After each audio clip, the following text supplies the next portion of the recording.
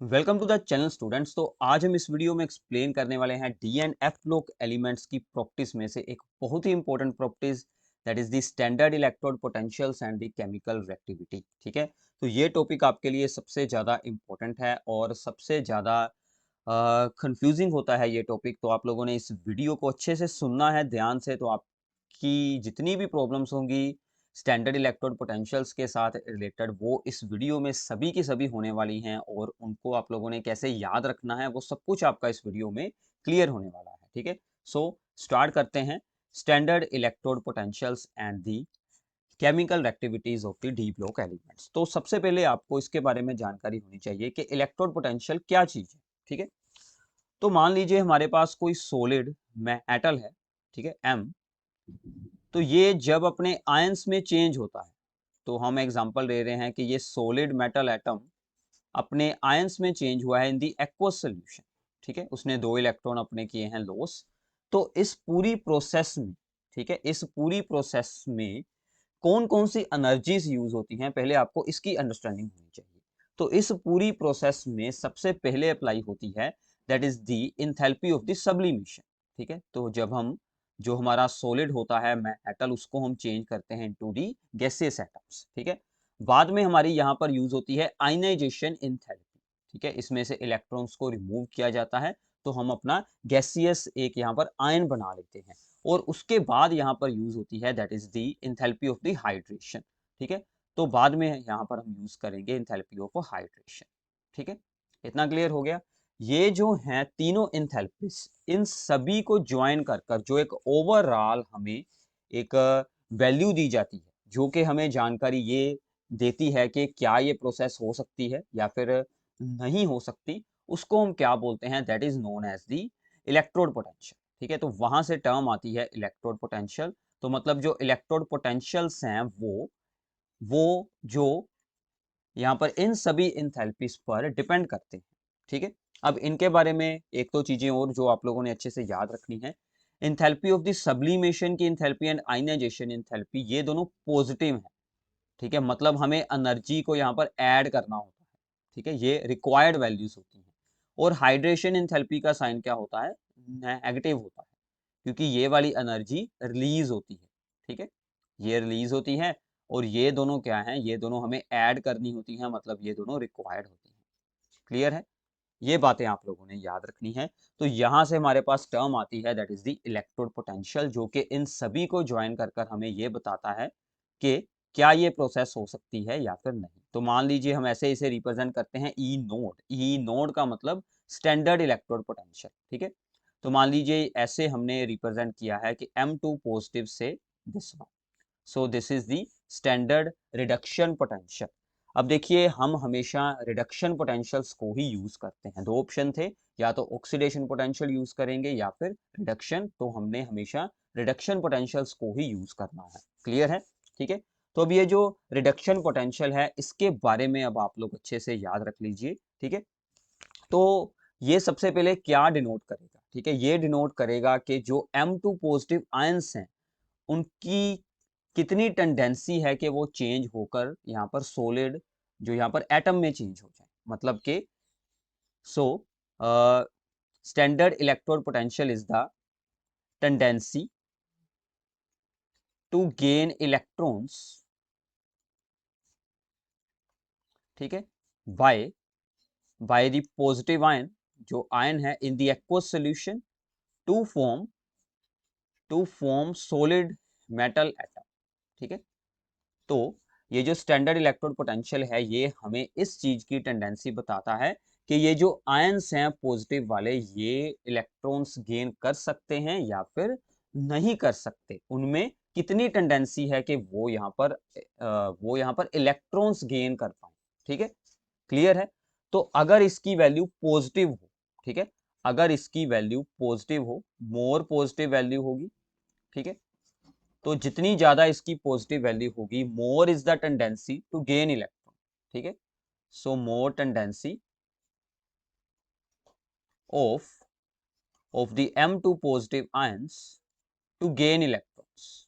ठीक है, तो उतना ज्यादा ही वो इलेक्ट्रॉन्स को गेन कर पाएंगे और इलेक्ट्रॉन गेन कर कर वो फिर क्या बना लेंगे, वो फिर सॉलिड एटम बना लेंगे। ठीक है, तो इसका मतलब क्या है कि अगर इसकी वैल्यू पॉजिटिव है तो फिर आयन जो है वो जल्दी से इलेक्ट्रॉन गेन कर कर सॉलिड एटम में चेंज हो जाएगा।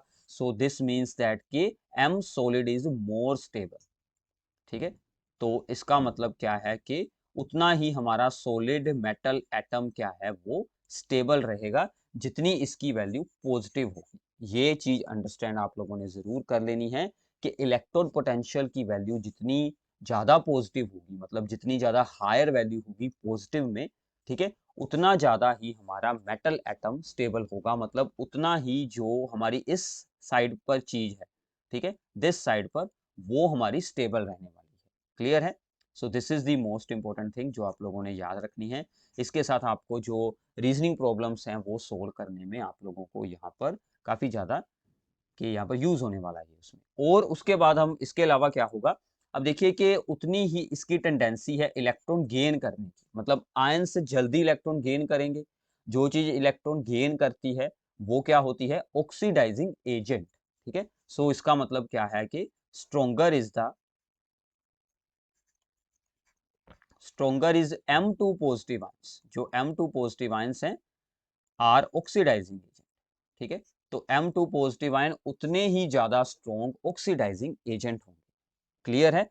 तो एक बार मैं रिपीट कर देता हूं कि स्टैंडर्ड इलेक्ट्रोड पोटेंशियल की वैल्यू जितनी ज्यादा होगी, मोर पॉजिटिव, उतनी ही ज्यादा टेंडेंसी होगी जो पॉजिटिव आयंस हैं वो इलेक्ट्रॉन गेन कर कर सॉलिड एटम में चेंज हो जाए। मतलब कि सॉलिड एटम फॉर्म हो जाएगा, जल्दी बन जाएगा, वो ज्यादा स्टेबल होगा, और जो आयंस हैं पॉजिटिव वो उतने ही स्ट्रॉन्ग ऑक्सीडाइजिंग एजेंट रहेंगे। क्लियर है? तो इसके ऑपोजिट अब आप लोग इसको खुद बना सकते हैं कि अगर इसकी वैल्यू हो मोर नेगेटिव वैल्यू हो तो क्या होगा कि उतनी जल्दी ही हमारा जो यहाँ पर एटम है वो यहाँ पर आयंस में चेंज हो जाएगा, और उतने ज्यादा ही आयंस फिर स्टेबल हो जाएंगे। ठीक है, अगर हम इसको यहाँ पर ऑपोजिट करते हैं तो ऑपोजिट में हमारा क्या आ जाएगा कि मोर नेगेटिव में हो अगर इसकी वैल्यू, तो क्या होगा कि M जो सॉलिड है वो चेंज हो जाएगा M2 पॉजिटिव।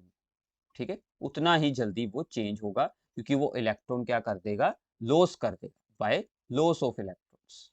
ठीक है, तो उतना ही आयन हमारा स्टेबल होगा, तो M2 पॉजिटिव जो आयन है वो ज्यादा स्टेबल रहेगा। ठीक है, क्लियर है? तो ये बात आप लोगों ने अब यहाँ से याद रखनी है। तो इसका मतलब क्या होगा कि जो हमारा सॉलिड मेटल है वो इलेक्ट्रॉन लॉस कर रहा है, सो देयरफॉर M जो है हमारा सॉलिड मेटल वो क्या बनेगा, वो बनेगा रिड्यूसिंग एजेंट बन जाएगा। ठीक है, तो ये इसके ऑपोजिट है, ये भी आप लोगों ने याद रखना है। ठीक है, तो ये चीज अब आप लोग जरूर साथ में ही नोट डाउन कर लेना। ठीक है, तो अगर इतनी बात अंडरस्टैंड हो गई है फिर हम इससे अगर तो फिर हम इससे अब आगे चलते हैं। तो आगे की हम इसके साथ रिलेटेड कुछ प्रॉब्लम्स मैं आप लोगों को एक्सप्लेन करता हूं जिसमें कि हम ये सब कुछ यूज करने वाले हैं, और इन सभी इंथैल्पीज के साथ भी कुछ रिलेटेड टर्म्स है जो आप लोगों ने याद रखनी है, वो भी मैं आप लोगों को बताता हूँ। ठीक है, क्लियर है? तो आगे चलते हैं। तो इसके बाद है हमारे पास के जर्नल सा रूल है। ठीक है, ये सभी जर्नल रूल हैं, कुछ एक्सेप्शंस तो हमेशा होंगी ही।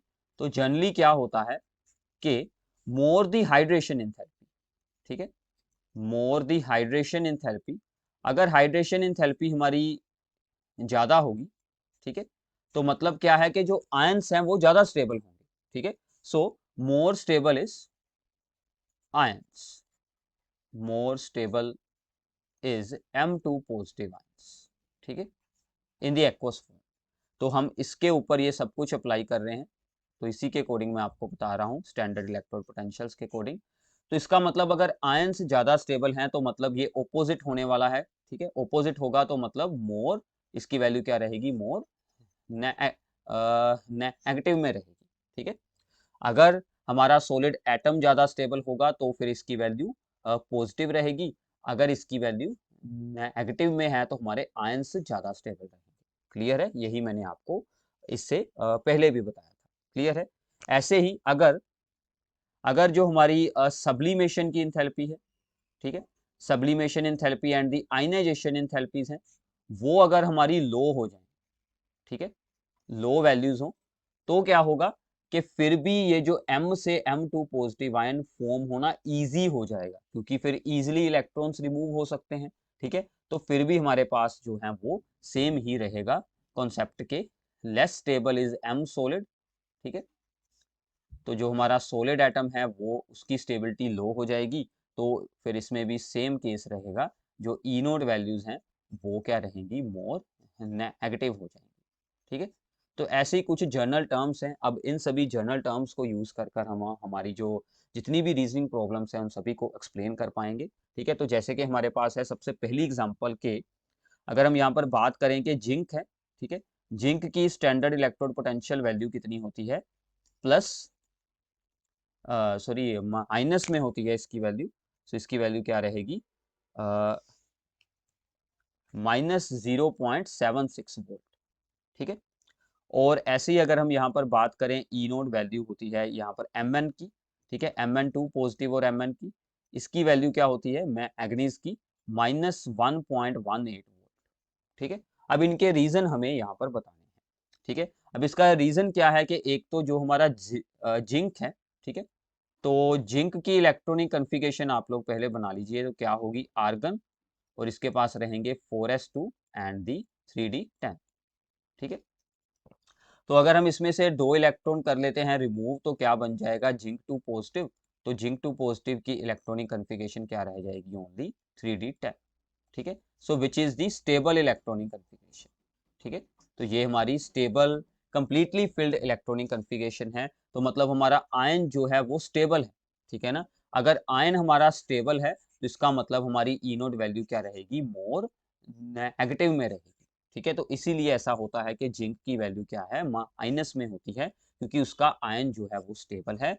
तो सेम ही अगर हम यहाँ पर Mn को देखते हैं, इसकी इलेक्ट्रॉनिक कन्फिगरेशन भी क्या होती है, आर्गन, ठीक है, 4s2 3d5, ठीक है। तो इसमें से भी अगर 2 इलेक्ट्रॉन हम रिमूव कर देते हैं तो क्या बच जाती है, ओनली d5 बच जाती है। तो ये भी Mn2 पॉजिटिव जो है, this is the half filled stable electronic configuration. तो सेम ही यहाँ पर भी अप्लाई होगा कि फिर इसीलिए Mn2 पॉजिटिव ज़्यादा स्टेबल है, इसीलिए इसकी वैल्यू भी क्या रहेगी, माइनस में रहेगी, ठीक है। तो इन दोनों के रीजंस आप लोगों को पूछे जा सकते हैं कि इनकी वैल्यू नेगेटिव में क्यों होती हैं, क्योंकि इनके आयंस स्टेबल हैं due to the stable electronic configurations. Clear है। तो ऐसे रीजंस आप लोगों को एग्जाम में पूछे जाते हैं। तो सिंपल से आंसर हैं, मोस्टली के आंसर्स आप लोगों को मिल जाएंगे from their electronic configuration. Clear है, ठीक है। तो आगे चलते हैं, कुछ और रीजनिंग प्रॉब्लम्स इसके साथ रिलेटेड। जितनी भी रीजनिंग प्रॉब्लम्स हैं वो आपकी एक ही वीडियो में सभी होने वाली हैं, ठीक है। तो इसके बाद हमारे पास प्रॉब्लम है कि why E naught value for the copper is positive, ठीक है। अब देखिए कि कॉपर की ई नोड वैल्यू पॉजिटिव क्यों होती है, मतलब ई नोड वैल्यू जो होगी कॉपर 2 पॉजिटिव से कॉपर जब हम बनाएंगे तो वो वैल्यू क्या है, पॉजिटिव है, ठीक है। तो मैंने आपको अभी ही पिछले पेज पर क्या बताया था कि अगर हाइड्रेशन एंथैल्पी, ठीक है, अगर हाइड्रेशन जो एंथैल्पी है, ठीक है, अगर हाइड्रेशन एंथैल्पी हमारी यहाँ पर हाई हो जाए, ठीक है, अगर हाइड्रेशन एंथैल्पी हाई हो जाए तो फिर आयन जो है वो मोर स्टेबल होता है, ठीक है। तो आयन स्टेबल होता है, तो आयन स्टेबल होगा तो ई नोड वैल्यू क्या रहेगी, नेगेटिव में रहेगी, ठीक है। तो इसका मतलब यहाँ पर क्या है, यहाँ पर ऑपोजिट है, यहाँ पर ई नोड वैल्यू क्या है, पॉजिटिव। तो पॉजिटिव है मतलब कि आयन हमारा स्टेबल है नहीं, मतलब कि कॉपर एटम हमारा स्टेबल है, ठीक है। तो इसका मतलब क्या है कि इसकी हाइड्रेशन एंथैल्पी लो होगी, ठीक है। तो इसकी जो हाइड्रेशन एंथैल्पी है वो क्या रहेगी, लो रहेगी, ठीक है। तो यही हमने यहाँ पर एक्सप्लेन करना है कि because of the high energy required to convert the copper solid to copper two positive aqueous, मतलब जो पूरी प्रोसेस होती है उसमें हमें जितनी भी एनर्जी की रिक्वायरमेंट होती है चेंज करने के लिए, that is not balanced bye it's low hydration enthalpy, उसकी हाइड्रेशन एंथैल्पी लो होती है। तो इसलिए क्या है कि इसलिए इसकी वैल्यू पॉजिटिव रहती है। तो मतलब कॉपर एटम जो है वो फॉर्म होने के चांसेस वहां पर ज्यादा रहते हैं, copper two positive ions electron gain करने की उनकी टेंडेंसी रहती है। क्लियर है। तो लो हाइड्रेशन एंथैल्पी होने के कारण ऐसा यहाँ पर होगा। क्लियर है, ठीक है। तो आगे चलते हैं। इसके बाद है हमारे पास कुछ electrode potential values for the for the pair M3 positive to M2 positive. मतलब यहाँ पर अब क्या होगा कि M3 पॉजिटिव आयंस वो जो हैं वो एक इलेक्ट्रॉन गेन करेंगे और M2 पॉजिटिव आयंस बनाएंगे। ठीक है, तो इस प्रोसेस के लिए जो होगा उसको अब हम यहाँ पर ऑब्जर्व करते हैं। तो सबसे पहले लो फॉर स्कैंडियम, स्कैंडियम के लिए लो वैल्यू है। लो क्यों है? मतलब ये प्रोसेस होनी उसके लिए काफी ज्यादा डिफिकल्ट है। तो स्कैंडियम 3 पॉजिटिव स्टेबल होता है, मतलब स्कैंडियम 3 पॉजिटिव स्टेबल है due to its noble gas configuration. ठीक है, तो स्कैंडियम की इलेक्ट्रॉनिक कॉन्फ़िगरेशन अब तक तो आप लोगों को याद होगी आर्गन, ठीक है, 4s2 एंड दी 3d1। तो इसमें से अगर हम रिमूव कर लेते हैं इलेक्ट्रॉन्स, ठीक है ना, तो स्कैंडियम 3 पॉजिटिव तो ओनली क्या बच जाता है, आर्गन ही बच जाता है। ठीक है, तो स्कैंडियम जो है वो यहाँ पर अपनी 3 पॉजिटिव ऑक्सीडेशन स्टेट में स्टेबल है। तो इसका मतलब क्या होगा कि ये चीज स्टेबल है, तो मतलब ई नोड वैल्यू हमारी लो रहेगी। ठीक है, क्लियर है, तो ये चीज स्टेबल रहेगी। ओके, तो ऐसे आप लोगों ने आंसर एक्सप्लेन कर देना है। सिमिलरली यहाँ पर ई naught value for the Mn3 positive and Mn2 positive is high. अगर हाई वैल्यू है मतलब इस साइड की चीज जो है वो स्टेबल है। ठीक है, तो ये स्टेबल है, ये हमने अभी बताया था क्यों स्टेबल है, due to the half filled electronic configuration. ठीक है, तो ये जो Mn3 पॉजिटिव है वो इलेक्ट्रॉन गेन कर कर Mn2 पॉजिटिव बन जाएगा। तो एक बात और इम्पोर्टेंट है, इसका मतलब हम यहाँ से एक दो रिजल्ट और बना सकते हैं। अब देखिए Mn जो है हमारे पास Mn3 पॉजिटिव वो इलेक्ट्रॉन गेन कर सकता है इजीली। ठीक है, क्योंकि पॉजिटिव वैल्यू है तो वो इलेक्ट्रॉन गेन करेगा, तो मतलब वो क्या है, स्ट्रॉन्ग यहाँ पर ऑक्सीडाइजिंग एजेंट। ठीक है, तो ये भी आपसे पूछा जा सकता है। तो जो Mn3 पॉजिटिव है, जो इस साइड का आयन है वो ऑक्सीडाइजिंग एजेंट है, क्योंकि वो चेंज होकर इस आयन में चेंज हो जाता है बाय गेनिंग 1 इलेक्ट्रॉन। ठीक है, क्लियर है। तो ऐसे ही हमें यहाँ पर पूछा जा सकता है कि जो यहाँ पर आयरन है उसकी वैल्यू लो है, उसकी वैल्यू लो है तो मतलब कि Fe3 पॉजिटिव स्टेबल होगा। तो ये स्टेबल है, ये क्यों स्टेबल है, बिकॉज ऑफ D5।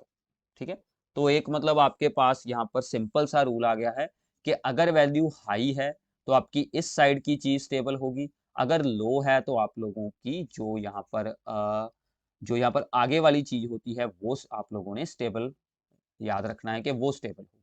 ठीक है, जैसे कि यहाँ पर स्कैंडियम के केस में भी लो वैल्यू थी, तो स्कैंडियम जो है हमारा स्कैंडियम 3 पॉजिटिव स्टेबल था।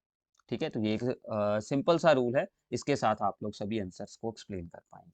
क्लियर है? ठीक है, तो आगे कुछ और प्रॉब्लम्स है इसी में से, तो अब इसी के साथ है रिलेटेड इसका आंसर आपके पास ऊपर हो ही चुका है एक्सप्लेन।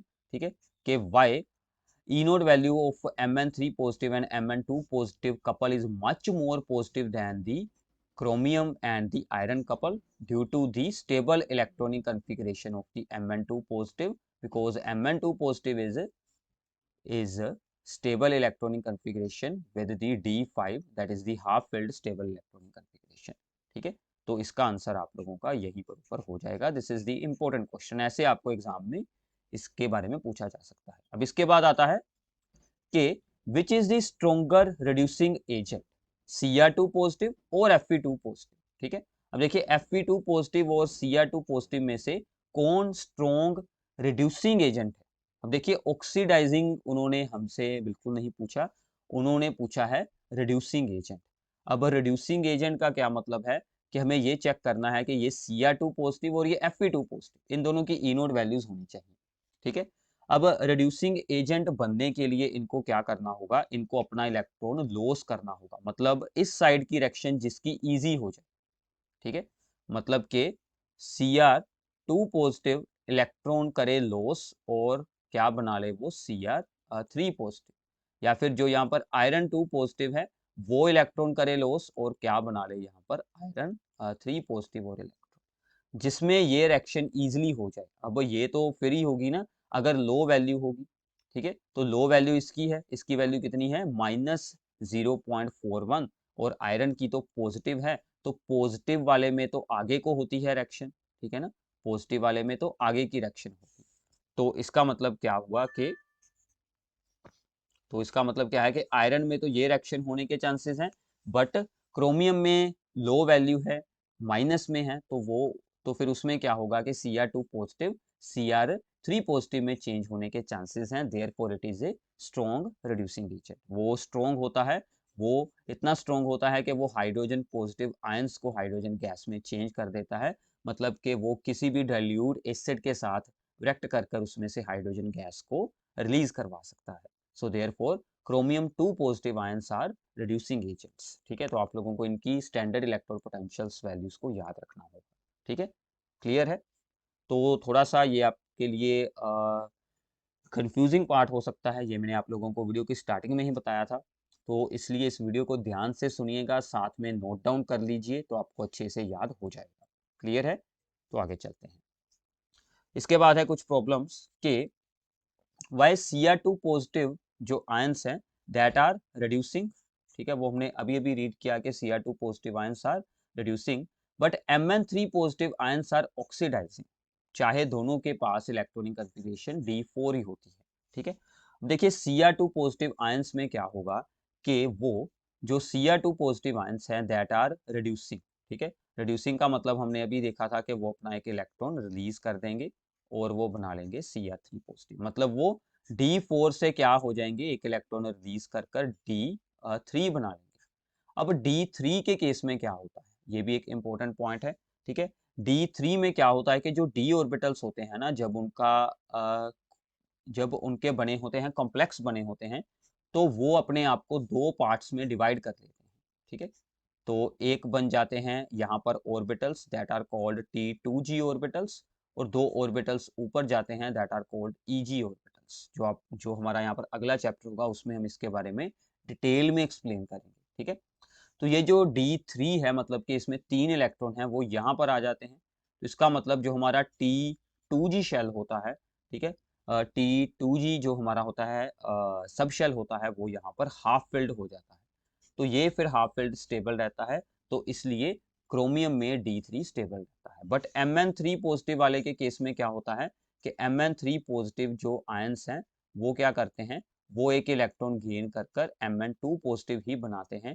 तो Mn2 पॉजिटिव में D5 इलेक्ट्रॉनिक कॉन्फ़िगरेशन वो स्टेबल होती है, तो इसलिए वो क्या रहेगा, वो यहाँ पर ऑक्सीडाइजिंग एजेंट बनेगा Mn3 पॉजिटिव। ये मैं आप लोगों को ऑलरेडी पीछे बता चुका हूँ।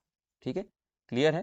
तो ऐसे इन दोनों चीज़ों के ही यहाँ पर अलग अलग रीज़न है, वो आप लोगों ने याद रखने हैं कि Mn2 पॉजिटिव D5 पर स्टेबल होगा और Cr3 पॉजिटिव जो है वो जो है वो यहाँ पर T2g हाफ फील्ड पर स्टेबल हो जाएगा। क्लियर है? ठीक है, तो इसके आगे चलते हैं। इसके बाद है हमारे पास प्रॉब्लम, इसको पहले हम कर दें, यहाँ पर इरेज कर दें। ठीक है, फिर जो हमारी अगली प्रॉब्लम को रीड आउट करते हैं।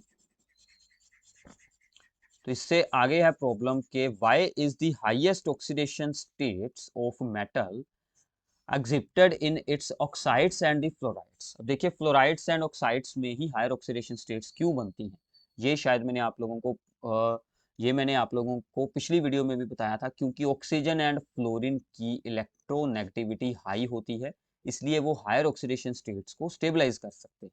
ठीक है, और दूसरी बात के जो ऑक्सीजन है, तो और जो यहाँ पर इसके अलावा इम्पोर्टेंट बात है कि जो यहाँ पर ऑक्सीजन है उसकी हायर ऑक्सीडेशन स्टेट्स को स्टेबल करने की एबिलिटी फ्लोरीन से ज़्यादा होती है। ठीक है, so ability of oxygen to stabilise the higher oxidation state is more than the fluorine, because oxygen बना सकती है मल्टीपल बॉन्ड्स। ठीक है, फ्लोरीन तो बना सकता है ओनली सिंगल बॉन्ड, तो ऑक्सीजन मल्टीपल बॉन्डिंग बना सकती है, इसलिए ऐसा होता है। जैसे कि Mn के केस में है, ठीक है, मैग्नीज के केस में fluorine maximum +4 oxidation state show कर सकता है, बट ऑक्सीजन +7 तक शो कर सकता है, मतलब ऑक्साइड में +7 तक भी उसकी ऑक्सीडेशन स्टेट शो हो सकती है। क्लियर है? ठीक है, तो ये दोनों प्रॉब्लम्स भी आप लोगों ने अच्छे से याद रखनी है। ठीक है, तो आगे चलते हैं। इसके बाद एक और हमारे पास इंपॉर्टेंट यहाँ पर जो है वो चीज़ हमसे पूछी जाती है इसमें से कि कॉपर के जो 2 हलाइड्स होते हैं, मतलब कि कॉपर 2 हलाइड्स में से जिसमें कि कॉपर की 2 ऑक्सीडेशन स्टेट हो, ठीक है, सभी हलाइड्स उसके स्टेबल रहते हैं, जैसे कि कॉपर क्लोराइड हो गया, कॉपर ब्रोमाइड हो गया, बट कॉपर आयोडाइड के अलावा बाकी सभी स्टेबल होते हैं। तो मतलब आपसे ये पूछा जा सकता है कि वाई कॉपर आयोडाइड, ठीक है, 2 ऑक्सीडेशन स्टेट में इज नॉट स्टेबल। ठीक है, ये क्यों नहीं स्टेबल होता, ये हमसे पूछा जा सकता है। इसका रीजन क्या है क्योंकि कॉपर 2 पॉजिटिव आयंस हैं जो, ठीक है, वो क्या करते हैं कि जो यहाँ पर आयोडाइड आयंस हैं, ठीक है, उनमें से इलेक्ट्रॉन अपनी ओर अट्रैक्ट कर लेते हैं और इनको चेंज कर देते हैं आयोडीन, मतलब इनकी ऑक्सीडेशन करवा देते हैं और उनकी अपनी रिडक्शन हो जाती है, वो इलेक्ट्रॉन गेन कर कर अपनी ऑक्सीडेशन स्टेट क्या चेंज कर लेते हैं, +1 में चेंज कर लेते हैं, ठीक है। तो मतलब के कॉपर 2 पॉजिटिव आयंस जो हैं वो आयोडाइड आयंस को ऑक्सीडाइज कर कर उसको चेंज कर देते हैं यहाँ पर आयोडीन में। तो इसीलिए कॉपर के जो 2 हलाइड्स में से आयोडाइड्स जो हैं वो यहाँ पर अनस्टेबल रहते हैं, ठीक है। क्लियर है? तो ये बात आप लोगों ने याद रखनी है। इसके साथ रिलेटेड जो हमारी सेकंड प्रॉब्लम है, that is the most important one, ठीक है। तो इसमें क्या है कि वाई कॉपर 1 कंपाउंड्स, मतलब Cu पॉजिटिव जिसमें होगा, ठीक है, copper 1 compounds are unstable in the aqueous solution. अब देखिए एक्वस सॉल्यूशन में क्या होता है कि कॉपर पॉजिटिव को, ठीक है, कॉपर पॉजिटिव क्या करता है कि वो कॉपर 2 पॉजिटिव में चेंज हो जाता है बाय रिलीजिंग इट्स 1 इलेक्ट्रॉन, और कॉपर 2 पॉजिटिव की हाइड्रेशन एंथैल्पी काफी हाई होती है, ठीक है। कॉपर 2 पॉजिटिव की क्या होती है, यहाँ पर हाइड्रेशन एंथैल्पी हाई होती है, ठीक है। तो फिर इसकी हाइड्रेशन एंथैल्पी मैंने आपको बताया था कि एनर्जी रिलीज होगी हमेशा, तो इसमें से जितनी भी एनर्जी रिलीज होती है वो बाकी के भी कॉपर पॉजिटिव आयंस को चेंज कर करके कॉपर 2 पॉजिटिव में चेंज कर देती है, ठीक है। तो यही रीजन है, तो इसका मतलब मेन यहाँ पर हम क्या एक्सप्लेन कर सकते हैं कि जो कॉपर 1 जो यहाँ पर आयंस होते हैं वो डिसप्रपोर्शनेट हो जाते हैं। डिसप्रपोर्शनेशन का मतलब क्या होता है कि जब कोई एक ऑक्सीडेशन स्टेट यहाँ पर है +1 ऑक्सीडेशन स्टेट जो कि अनस्टेबल हो और वो दूसरी 2 ऑक्सीडेशन स्टेट्स में चेंज हो जाए, जैसे कि यहाँ पर कॉपर अपनी 1 ऑक्सीडेशन स्टेट से 2 और 0 में चेंज हो गया है, ठीक है। क्लियर है? तो इसका रीजन क्या है, जो इसका मेन कोर रीजन क्या है कि कॉपर 2 पॉजिटिव आयंस की हाइड्रेशन एंथैल्पी हाई होती है, जहां से हमें एनर्जी मिल जाती है, जो एनर्जी के बाद में कॉपर पॉजिटिव को कॉपर 2 पॉजिटिव में चेंज करती रहती है, मतलब उसकी आयनाइजेशन वहां पर होती रहती है फिर, ठीक है। तो ये दोनों इंपॉर्टेंट प्रॉब्लम्स आप लोगों ने यहाँ से याद रखनी है। क्लियर है? तो इसके बाद इसके साथ रिलेटेड हमारी आखिरी 2 प्रॉब्लम्स हैं, तो फिर इसके साथ हमारा ये पूरा topic electrode potentials and the reactivities वाला यहाँ पर हो जाएगा कंप्लीट, ठीक है। तो आप लोगों ने नोट्स अपने साथ में ही प्रिपेयर जरूर करते रहना है। तो यहाँ पर है कि how would you account for increasing oxidising power in the series, ठीक है। इस सीरीज में ऑक्सीडाइजिंग पावर इंक्रीज हो रही है, ठीक है, इस तरफ। इसका रीजन आप लोग यहाँ पर क्या बता सकते हैं, ठीक है। तो इसका रीजन हमारे पास एक बिल्कुल यहाँ पर है सिंपल सा रीजन कि this is due to the increasing stability of the lower species to which they are reduced, ठीक है। अब इसका मतलब क्या है कि इनकी ऑक्सीडाइजिंग पावर जो है वो यहाँ पर इसकी Mn की सबसे ज्यादा इन्होंने बताई है। अब इसमें Mn की ऑक्सीडेशन स्टेट अगर आप लोग सोल्व करेंगे तो +7 होगी। ऑक्सीडाइजिंग पावर का मतलब ये दूसरे की ऑक्सीडेशन करेगा, मतलब इसकी खुद की रिडक्शन होगी। रिडक्शन होकर ये अपनी किसी लोअर ऑक्सीडेशन स्टेट में चेंज कर देगा, जैसे कि +4 में, +2 में, या फिर ऐसी किसी भी और ऑक्सीडेशन स्टेट में वो चेंज हो जाएगा, ठीक है। तो वो जो जो उनकी लोअर ऑक्सीडेशन स्टेट वाली स्पेसिस होती हैं वो ज़्यादा स्टेबल होती हैं, ठीक है ना। तो मतलब Mn के केस में लोअर ऑक्सीडेशन स्टेट वाली जो उनकी स्पेसिस जो भी उनके आयंस बनेंगे वो ज़्यादा स्टेबल रहेंगे। तो इसीलिए क्या है कि इनकी ऑक्सीडाइजिंग पावर का जो यहाँ पर ऑर्डर ये है, क्योंकि Mn वाले की स्टेबिलिटी सबसे ज़्यादा होगी लो ऑक्सीडेशन स्टेट में, उसके बाद इसकी रहेगी क्रोमियम की, और उसके बाद रहेगी वेनेडियम की। लोअर स्पेसिस की जो यहाँ पर स्टेबिलिटी के अकॉर्डिंग ये पूरा हमें जो यहाँ पर अरेंजमेंट बताया गया है। क्लियर है? ठीक है। तो सिर्फ इतना का आंसर आप लोगों ने एक्सप्लेन करना है। ओके। इसके बाद है यहाँ पर के for the first row transition metals E nought values are. वैसे तो हम इसके ऊपर बहुत सारी प्रॉब्लम्स हम एक्सप्लेन ऑलरेडी कर चुके हैं। ये सभी ई नोड वैल्यूज हमें यहाँ पर बताई गई हैं। उन्होंने कहा है कि इसमें इरेगुलरिटीज को एक्सप्लेन कीजिए। तो इसका सिंपल सा रिजल्ट है जो मैंने आपको शुरू में बताया था कि स्टैंडर्ड इलेक्ट्रोड पोटेंशियल वैल्यूज जो हैं वो कौन कौन सी चीज पर डिपेंड करती हैं। एक तो यहाँ पर आयनाइजेशन एंथैल्पीज पर डिपेंड करती हैं, एंड दी सब्लिमेशन एंथैल्पी पर डिपेंड करती हैं, एंड दी हाइड्रेशन एंथैल्पी पर डिपेंड करती हैं। तो इसका सिंपल सा आंसर है, क्योंकि इनकी first and second ionisation enthalpies का सम एंड इनकी सब्लिमेशन एंथैल्पीज, इनमें एक इर्रेगुलर बिहेवियर होता है, जिसके कारण के फिर ई नोड वैल्यूज में भी इर्रेगुलर बिहेवियर ही होगा, क्योंकि जिस पर वो डिपेंड करती हैं अगर उनका ही इर्रेगुलर बिहेवियर हो तो फिर इलेक्ट्रोड पोटेंशियल का भी इर्रेगुलर बिहेवियर होता है। इर्रेगुलर होने का मतलब क्या है कि मतलब जैसे इसकी वैल्यू काफ़ी लो है, इसकी थोड़ी सी हाई हो गई, इसकी फिर से लो हो गई, इसकी फिर से हाई हो गई, ठीक है? ऐसे ये इसमें चेंज होता है, इसकी फिर से हाई हो गई वैल्यू। तो ये जो यहाँ पर इर्रेगुलरिटीज़ हैं, ये due to the sublimation enthalpy and the ionisation enthalpies उनके साथ रिलेटेड है, ठीक है? क्लियर है? तो ये था आपके लिए ये complete topic of the electrode potentials के बारे में हमने जितनी भी रीजनिंग प्रॉब्लम्स हैं मैंने आप लोगों को यहाँ पर अच्छे से एक्सप्लेन कर दी हैं, क्वेश्चन आंसर बनाकर आप लोगों को पूरा मटेरियल यहाँ पर मिल चुका है, ठीक है? सो आई होप कि आपको अब ये टॉपिक जो है वो अच्छे से अंडरस्टैंड हो गया होगा। तो इन सभी के आप लोग स्क्रीनशॉट्स ले लें, अपने नोट्स बनाएं, तो आपको अच्छे से ये याद हो जाएगा। इनमें से प्रॉब्लम एग्जाम में ज़रूर पूछी जाती है, ठीक है? सो इस वीडियो को अपने सभी फ्रेंड्स के साथ शेयर करना है। Thanks for watching the video and channel को सब्सक्राइब करना मत भूलिएगा। Thank you.